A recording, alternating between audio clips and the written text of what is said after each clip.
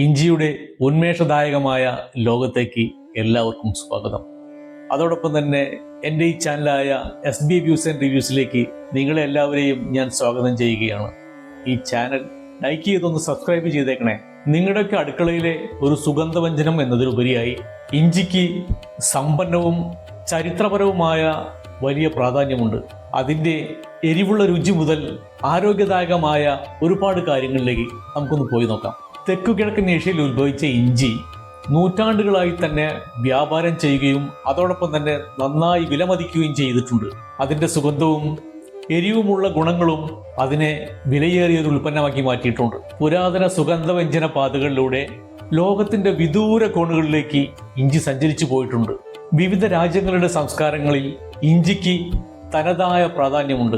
ഇന്ത്യയിൽ ഇത് രുചികരമായ കറികളുടെയും പരമ്പരാഗത വൈദ്യശാസ്ത്രത്തിൻ്റെയും ഒരു പ്രധാന ഘടകമാണ്. സ്വാഭാവികമായി തന്നെ ഇഞ്ചിക്ക് അതിൻ്റെ ഒരു ചൂടാക്കൽ പ്രക്രിയയുണ്ട്. നമ്മുടെ ശരീരത്തെ ചൂടാക്കി നിർത്തുന്നതിനുള്ള ഒരു കഴിവ് സ്വാഭാവികമായി തന്നെ ഇഞ്ചിക്കുണ്ട്. ചൈനീസ് വൈദ്യന്മാർ അതിൻ്റെ ഈ ഗുണത്തെ വളരെ കാലമായി വിലമതിക്കുന്നുണ്ട്. ജപ്പാനിൽ അച്ചാറിട്ട ഇഞ്ചി അല്ലെങ്കിൽ സുഷിയോടൊപ്പം കഴിക്കുന്ന അതിൻ്റെ ഒരു പ്യൂരിഫിക്കേഷനും കൂടിയുണ്ട്. സുഷി എന്ന് പറയുന്നത് ജപ്പാൻകാരുടെ ഒരു പരമ്പരാഗതമായ ആഹാരമാണ്. വിനാഗിരി അരിയും അല്പം പഞ്ചസാരയും അല്പം ഉപ്പും കടൽ വിഭവങ്ങളുമാണ് സുഷിയിലെ പ്രധാന ഘടകങ്ങൾ. പ്രധാന ചേരുവ സീ ഫുഡ് തന്നെയാണ്. എന്നാൽ ഒരു ഇനം ഇഞ്ചി മാത്രമല്ല ഉള്ളതെന്ന് നിങ്ങൾക്കറിയാമോ? നമ്മൾ സാധാരണയായി കാണുന്ന ഇഞ്ചി അല്ലെങ്കിൽ ഉപയോഗിക്കുന്ന ഇഞ്ചി എന്ന് പറയുന്നത് സിഞ്ചിബർ ഒഫിസിനാലെ എന്ന ഇനമാണ്. എന്നാൽ ഇഞ്ചിയിൽ തന്നെ ഒരുപാട് വ്യതിയാനങ്ങളും അതുപോലെ തന്നെ സൂക്ഷ്മാംശങ്ങളിൽ വ്യത്യാസമുള്ള പല പല ഇനങ്ങളുമുണ്ട്. സാധാരണയായി നാം ഉപയോഗിക്കുന്ന ഇഞ്ചി അതിനൊരു ഇളം മഞ്ഞ നിറവും മാത്രമല്ല അതിന്റെ ടേസ്റ്റിന് ഒരു ഷാർപ്നെസ്സും ഉണ്ട്.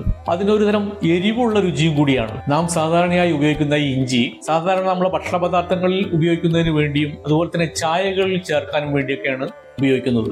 ഇഞ്ചിയിൽ ഒരുപാട് വെറൈറ്റികൾ ഉണ്ടെങ്കിലും ഒന്ന് രണ്ട് ഇനങ്ങളെ കുറിച്ച് ഞാനിവിടെ പ്രതിപാദിക്കാം. മറ്റൊന്ന് ചുവന്ന ഇഞ്ചിയാണ്. അൽപീനിയ പർപ്പുരാറ്റ എന്ന നാമത്തിൽ അറിയപ്പെടുന്ന ഒരു ഇഞ്ചിയാണത്. ഇത് പ്രധാനമായും ഒരു അലങ്കാര സസ്യമാണ്. നല്ല തിളക്കമുള്ള ചുവന്ന പൂങ്കുലകൾ ഇതിനുണ്ട്. ചില ചടങ്ങുകളിലൊക്കെ അലങ്കാര പുഷ്പമായിട്ട് ഇത് ഉപയോഗിക്കാറുണ്ട്. ഇഞ്ചി വർഗത്തിൽപ്പെട്ട മറ്റൊരു ഇനം തന്നെയാണ് മഞ്ഞൾ, അതായത് കുർക്കുമ ലോങ്ക.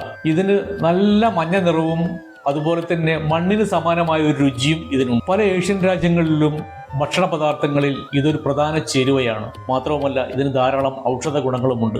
മറ്റൊരിനം വെളുത്ത മഞ്ഞൾ ആണ്, കുർക്കുമ സെഡോവറിയ.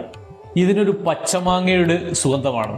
അതുകൊണ്ട് തന്നെ ഇത് മാങ്ങ ഇഞ്ചി എന്ന പേരിലും അറിയപ്പെടുന്നുണ്ട്. ഇത് സാധാരണ മഞ്ഞളിനേക്കാൾ അല്പം കൂടി നേരിയതാണ്. ഇന്ന് ഇഞ്ചിയുടെ ആഗോള പ്രാധാന്യം മറ്റെന്നത്തേക്കാളും കൂടുതലാണ്. ലോകത്തിലെ തന്നെ ഏറ്റവും വലിയ ഇഞ്ചി ഉൽപാദകരും ഉപഭോക്താക്കളും കയറ്റുമതിക്കാരും ഇന്ത്യയാണ്. ഇഞ്ചി ഉൽപാദനത്തിൽ ചൈനയും ഒരു പ്രധാന പങ്ക് വഹിക്കുന്നുണ്ട്. ഇഞ്ചിയുടെ ഈ ശക്തി കേന്ദ്രങ്ങൾ ലോകത്തെമ്പാടുമുള്ള രാജ്യങ്ങൾക്ക് ഇഞ്ചി വിതരണം ചെയ്യുന്നു. തിരക്കേറിയ ഏഷ്യൻ ചന്തകൾ മുതൽ യൂറോപ്യൻ സൂപ്പർ മാർക്കറ്റുകളിലും അമേരിക്കൻ ഹെൽത്ത് ഫുഡ് സ്റ്റോറുകളിലും ഇഞ്ചി ഒരു പ്രധാന ചേരുവയാണ്. കറികൾ, ബേക്കറി ഉൽപ്പന്നങ്ങൾ, ഉന്മേഷദായകമായ പാനീയങ്ങൾ, ആരോഗ്യ സപ്ലിമെന്റുകൾ എന്നിവ മുതൽ എല്ലാത്തിനും ഇഞ്ചി രുചി നൽകുന്നുണ്ട്.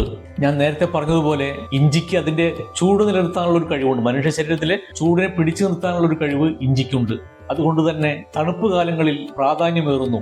ആധുനിക ശാസ്ത്രം ഇഞ്ചിയുടെ പുരാതനമായ ഔഷധ ഗുണങ്ങളെക്കുറിച്ച് പഠനം നടത്തുന്നു. ഇതിന് ആന്റി ഇൻഫ്ലമേറ്ററി, ആന്റി ഓക്സിഡന്റ്, ഓക്കാനം കുറയ്ക്കുന്ന ഗുണങ്ങളുണ്ടെന്ന് പഠനങ്ങൾ തെളിയിക്കുന്നു. ഇതൊക്കെ തന്നെ ഇഞ്ചിയുടെ ആഗോള പ്രചാരവും ആവശ്യകതയും വർദ്ധിപ്പിക്കുന്നു. അതിനാൽ അടുത്ത തവണ നിങ്ങൾ ഇഞ്ചിയുടെ എരിവുള്ള രുചി ആസ്വദിക്കുമ്പോൾ അതിൻ്റെ അവിശ്വസനീയമായ യാത്രയെക്കുറിച്ചൊന്ന് ഓർക്കുക. ലോകമെമ്പാടുമുള്ള സംസ്കാരങ്ങളെയും പാചക രീതികളെയും ബന്ധിപ്പിക്കുന്നു. ഇതൊരു ചെറിയ വേരാണ്, എന്നാൽ യഥാർത്ഥത്തിൽ ഒരു ആഗോള കഥയുണ്ട് ഈ ചെറിയ വേരിന് പറയാൻ. മറ്റൊരു നല്ല വീഡിയോയുമായി നമുക്ക് വീണ്ടും കാണാം. ബൈ.